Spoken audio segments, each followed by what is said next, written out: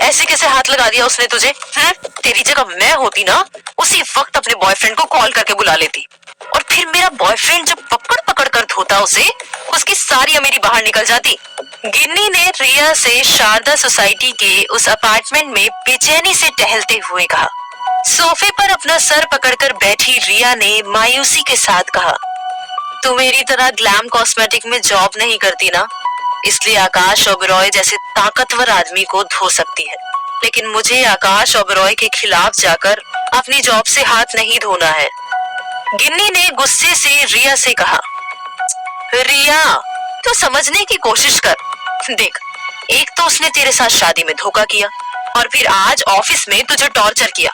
उस बीमार का आज ही इलाज करना होगा, वरना उसके हौसले बुलंद हो जाएंगे और वो हर रोज तुझे ऐसे ही टॉर्चर करेगा।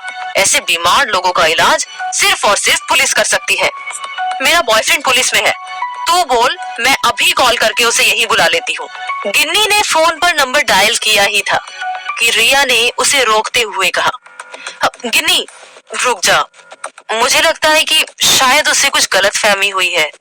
उसने मेरी चेकिंग करवाई और मैंने उसके ऑफिस से जाते जाते सुना कि उन्हें किसी चीज की तलाश है जो वो मेरे पास ढूंढ रहे हैं। गिन्नी ने निराश होकर रिया से कहा, देख, अब आदर्श बीवियों की तरह बिहेव मत कर, जो पति को बचाने के लिए अलग अलग तरह के बहाने ढूंढती रहती है, लेकिन पति की गलतियां माफ करते जाती है। रिया ने तुरंत उससे कहा, मैं सच कह रही हूँ, और रही बात बीवी बनने की, मुझे तो लगता है कि उसे पता भी नहीं है कि मैंने ही उसकी व्हीलचेयर के साथ फेरे लिए थे। अगर उसे पता होता तो वो इस बात का जिक्र जरूर करता। गिन्नी ने रिया से कहा, चल तू कह रही है तो ठीक है, लेकिन फिर कभी उसने तेरे साथ कोई भी हरकत की ना, तो मैं खुद फोन करके बुलाऊंगी अपने बॉयफ्रेंड को। रिया ने गिन्नी के हाथ पर हाथ रखा और मुस्कुराते हुए कहा, थैंक यू मेरा सपोर्ट करने के लिए। तभी गिन्नी का फोन रिंग हुआ और गिन्नी ने रिया से मुस्कुरा कर कहा, देख, शैतान को याद किया और शैतान का कॉल आ गया, चल मुझे जाना होगा। गिन्नी ने रिया को जल्दी से गले लगाया। घर से निकलते हुए ही उसने फोन उठाया और कहा, हाँ बाबू, मैं बस आ रही हूँ 5 मिनट में। गिन्नी को देखकर रिया के चेहरे पर मुस्कान आ गई। वही आकाश अपनी कार में ऑफिस से निकल चुका था। आकाश आईपैड में एक एक करके कंपनी के सभी एम्प्लॉयज की डिटेल्स पढ़ रहा था। रिया कपूर का नाम सामने आते ही उसके दिमाग में अभी भी रिया कपूर का डरा हुआ मासूम चेहरा सामने आ रहा था। आकाश ने सामने देखकर कहा, मुझे लगता है कि इस रिया कपूर पर नजर रखनी चाहिए, बुला लो उसे भी। आगे की सीट पर बैठे डीके ने पीछे मुड़कर आकाश से कहा, जी सर।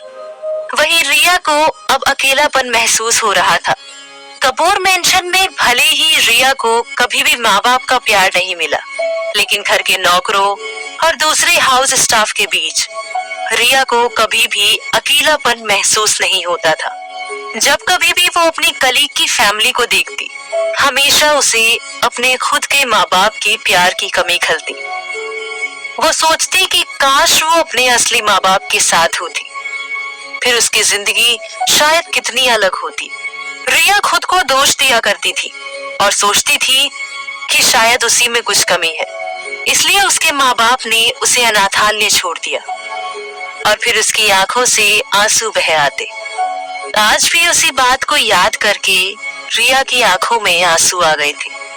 रिया ने अपने आंसू पोंछे और पुरानी यादें भुलाने के लिए रिया किचन में चली गई। रिया ने फोन में पार्टी सॉन्ग चला दिए और अपने लिए डिनर तैयार करने लगी। कुछ देर बाद रिया के फोन की बेल बजी और रिया ने फोन काटते हुए मन ही मन में कहा, उफ, ये इंश्योरेंस बेचने वाले अब रात में भी तंग करने लग गए हैं। कुछ देर बाद फिर से फोन की बेल बजी और रिया ने फिर से फोन काट दिया। तीसरी बार फिर से फोन बजा। इस बार रिया ने खींचकर फोन उठाते हुए कहा, अरे भैया, नहीं चाहिए तुम्हारा इंश्योरेंस। इतनी बार कस्टमर को परेशान करोगे तो कस्टमर कभी इंश्योरेंस नहीं लेगा तुमसे, रखो फोन। इतना कहकर रिया ने फोन रख दिया और फिर रिया डिनर बनाने में लग गई। कुछ देर बाद अपार्टमेंट की डोरबेल बजी और रिया चौंक गई। उसने मन ही मन कहा, इस वक्त कौन हो सकता है? वैसे भी यहाँ का एड्रेस तो किसी को नहीं दिया मैंने। डोरबेल फिर से बजी और रिया धीमे कदमों के साथ दरवाजे की तरफ गई। उसने दरवाजा खोला। सामने डीके को देखकर रिया चौंक गई और उसने कहा, आप यहाँ? डीके ने गुस्से में रिया से कहा, कमाल है, फोन भी नहीं उठा रही हो तुम, और जब उठाया तो मुझे इंश्योरेंस का ज्ञान देकर फोन रख दिया। रिया समझ गई कि फोन पर डीके था। उससे पहले कि रिया कुछ कहती, डीके ने कहा, चलो जल्दी, नीचे सर हमारा वेट कर रहे हैं। ये सुनकर रिया चौंक गई और कहा, इस वक्त सर मेरा वेट? इससे पहले कि रिया कुछ कह पाती, डीके ने कहा, सर तुम्हें वेलकम पार्टी देना चाहते हैं, चलो जल्दी। ये सुनकर रिया चौंक गई और घबरा भी गई। उसने मन ही मन सोचा, आखिर है क्या ये आकाश ओबेरॉय? आज दिन में मुझे टॉर्चर कर रहा था और अभी मुझे पार्टी में ले जाने की बात कर रहा है। कैसे करूं इसका भरोसा? कहीं ऐसा तो नहीं कि आज दिन की अपनी गलती की वजह से आकाश शर्मिंदा है, इसलिए मेरे लिए पार्टी प्लान की हो इसने। रिया ने डीके से कहा, लेकिन मुझे चेंज करना होगा, मैं इन कपड़ों में पार्टी अटेंड नहीं कर सकती। डीके ने रिया से थोड़ा झल्लाते हुए कहा, नहीं नहीं, तुम ऐसे ही आ जाओ, 1 मिनट भी और लेट हुए तो सर तुम्हारे साथ साथ मुझे भी नौकरी से निकाल देंगे, चलो। रिया मजबूरी में रूम लॉक करके डीके के पीछे पीछे चली गई।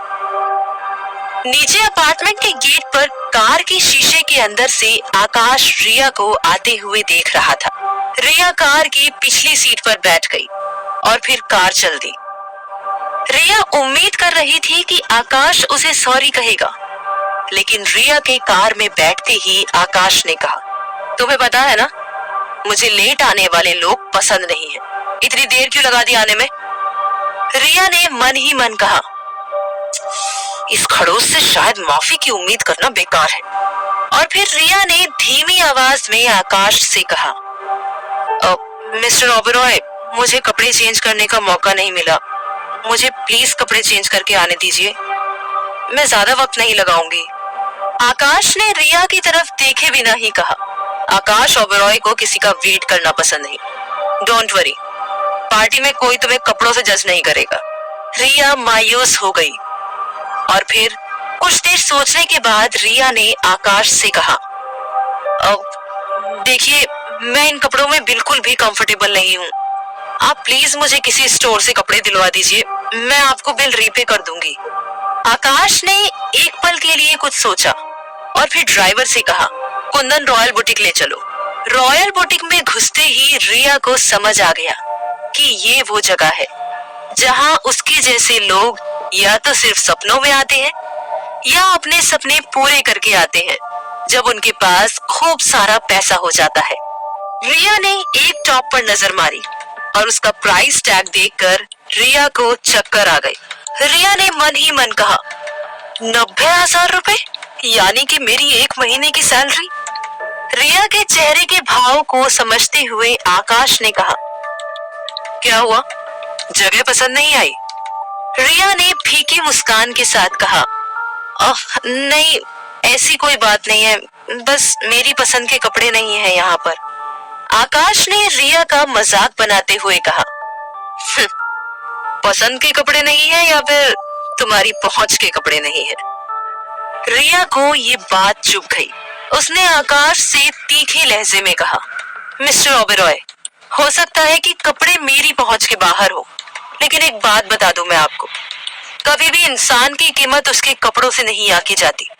अगर कपड़ों से ही इंसान की कीमत आकी जाने लगी तो आप सबसे ज्यादा कीमती निकलेंगे। आकाश को समझ आ गया कि रिया उसका मजाक बना रही है। इससे पहले कि आकाश कुछ कहता, रिया ने पास में खड़ी बुटीक असिस्टेंट से कहा, मुझे प्लेन टॉप दिखा सकती हैं प्लीज? वो असिस्टेंट उसे अंदर ले गई। कुछ देर बाद रिया नए कपड़ों और मेकओवर के बाद बाहर आई। बिलिंग काउंटर पर खड़ा आकाश रिया को देखकर एक पल के लिए खो गया। उस चमचमाते ब्लैक वन पीस में रिया यूं लग रही थी मानो चांदनी रात में आसमान में तारे टिमटिमा रहे हो। रिया के बिलिंग काउंटर पर आते ही आकाश ने अपना क्रेडिट कार्ड टेबल पर फेंकते हुए रिया से कहा, ये क्रेडिट कार्ड है बिलिंग के लिए, बिल लेना मत भूलना। रिया ने तीखे लहजे में आकाश से कहा, मिस्टर आकाश, मैं फेंके हुए पैसे और क्रेडिट कार्ड दोनों नहीं लेती। आकाश ने रिया को बड़ी बड़ी आंखें दिखाई और रिया समझ गई कि आकाश झुकने वालों में से नहीं है। रिया ने बात को संभालते हुए कहा, आप फिल्में नहीं देखते, फिल्म का डायलॉग है। आकाश रिया को बिना कुछ कहे वहां से चला गया। रिया ने फीकी मुस्कान के साथ बिलिंग एग्जीक्यूटिव को देखा और कहा, बिल प्लीज। इसके बाद दोनों पार्टी में पहुंच गए। आलीशान होटल के बड़े से लॉन में पार्टी थी। सभी लोग पार्टी एंजॉय कर रहे थे सिवाय रिया के। रिया इसी उलझन में थी कि वो बुटीक का 5 लाख का बिल आकाश को कैसे चुकाएगी। व्हीलचेयर पर बैठे आकाश ओबेरॉय ने रिया के जख्मों पर नमक छिड़कते हुए कहा, क्या हुआ, तुम पार्टी एंजॉय नहीं कर रही? तुम्हारा बुझा चेहरा देखकर हर कोई यही कहेगा, ये तुम्हारी वेलकम पार्टी नहीं, फेयरवेल पार्टी है। वैसे अगर तुमने मेरा 5 लाख का लोन जल्द ही नहीं चुकाया ना, तो तुम्हारी फेयरवेल पार्टी भी मैं यही रखूंगा। आकाश की व्हील चेयर के पीछे खड़ी रिया ने मन ही मन गुस्से से कहा, कितना गिरा हुआ है ये, पहले बुटीक में मेरी गरीबी का मजाक उड़ाया और अब लोन के बहाने अपनी अमीरी का रौब दिखा रहा है। मुझे तो ये आकाश ओबेरॉय समझ ही नहीं आ रहा, मेरे लिए ही पार्टी रखी है और मुझे ही जलील भी कर रहा है। रिया ने आकाश की व्हील चेयर को आगे बढ़ाया और कॉन्फिडेंस के साथ कहा, मिस्टर ओबेरॉय, डोंट वरी, आपके पैसे आपको जल्द ही मिल जाएंगे। आकाश ने पीछे मुड़कर रिया की तरफ देखा और कहा, मैं पार्टी में गेस्ट से मिलकर आता हूँ, मेरे वापस आने तक मुझे बता देना तुम कब तक मुझे पैसे देने वाली हो। आकाश ने अपनी व्हील चेयर खुद ही आगे बढ़ाई और गेस्ट की भीड़ में चला गया। आकाश के आते ही गेस्ट उसके लिए जगह बनाने लगे। वे उसे मुस्कुराकर ग्रीट करने लगे। तभी रिया का ध्यान खींचने के लिए डीके ने रिया के पास आकर गले की खराश साफ करते हुए कहा, मिस रिया कपूर, देखो, अगर तुम लोन की बात को लेकर परेशान हो ना, तो मैं तुम्हारी प्रॉब्लम सॉल्व कर सकता हूँ। ये सुनकर रिया एक पल के लिए चौंक गई और फिर उसने उम्मीद से डीके की तरफ देखा।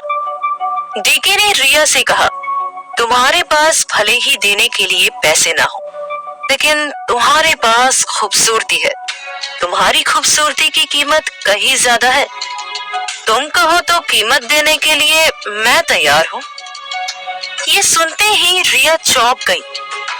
उसने गुस्से से चिल्लाते हुए डीके से कहा, शट अप, तुम्हारी हिम्मत कैसे हुई मुझसे इस तरह बात करने की? मैं कोई सामान नहीं हूँ जो तुम मेरी कीमत लगा रहे हो, इडियट। रिया को चिल्लाते हुए देखकर सबकी नजर रिया पर गई और आकाश भी रिया को देख रहा था। रिया गुस्से से वहां से चली गई और फिर डीके ने आकाश के पास जाकर उससे कहा, सर, लड़की नहीं टूटने वाली। आखिर क्या जानना चाह रहा था आकाश रिया से? क्या रिया आकाश का लोन चुका पाएगी और जान पाएगी कि आखिर आकाश के मन में क्या चल रहा था? जानने के लिए सुनते रहिए बंदनी।